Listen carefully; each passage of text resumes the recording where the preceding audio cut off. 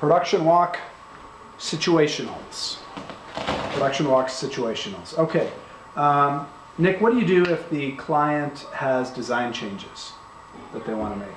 Every once in a while, a client has some major design changes that, they want to move the bar from one side of the space to the other side of the space. And when that happens, I'll usually, just briefly touch on the subject, write down some information, but I want to steer them away from actually making any design changes. And what I'll do is, refer them, ask them if they've, talked to the designer about this change yet. And if no, they haven't, then, I'll tell them I'll relay this to them, but we want to make sure to, have this information going into it. And, once the PM walk's done, when I'm doing the debrief with the designer and the estimator, I'll go through those notes with the designer and let them know, hey, the homeowner was thinking about this. If it's major changes, maybe the designer wants to reach out to the homeowner and do a showroom number 2 rather than an actual plan review, so we can get everything dialed in and we're not trying to make a ton of changes at the actual plan review. Okay, great. And have you ever been on a production walk where there's a complete bust in measurements and you're looking at it and you're going, yeah, this design just isn't going to work how it's currently drawn? Not very often, but yes, I have been. What do you do? It happens. Do you go up to the homeowner and say, hey, this is all screwed up? No, I usually tell the homeowner that, there might be a couple little tweaks here and there. I, try to play it down, but let them know that, there are going to be some changes here and there based on the plan. And then depends upon how bad it is. As a PM, I'll take some measurements. I got my tape measure with me. Yeah, you'll go ahead and figure out where the bust is, so exactly. that the designer doesn't have to come back out. You can go to the designer and say, here's what the measurements are. The bar isn't going to fit here because of whatever reason.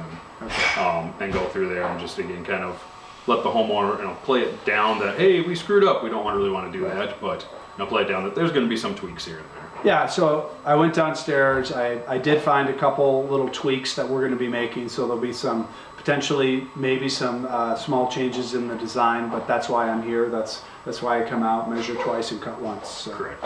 Great. Okay. What do you do when a client brings up security? If I'm the client and I'm saying, hey, I've got a real concern about security. I'd really like to know everybody who's coming in and out of my house. Mm-hmm.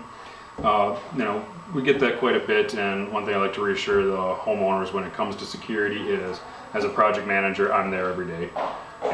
Again, sometimes it's for half hour, sometimes it's for 3 hours, depends on what's actually going on.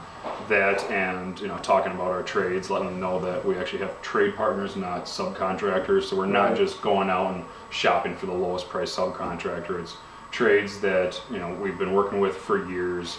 And if it is new trades, but I usually don't bring this up with them, that they're going through, we're checking their references and doing our due diligence when bringing new trades on. Right. I mean, we've had our framers been with us for at least 10 years. 10 years, right? So we've had electricians with us for 7. We've had trimmers with us for 8 years.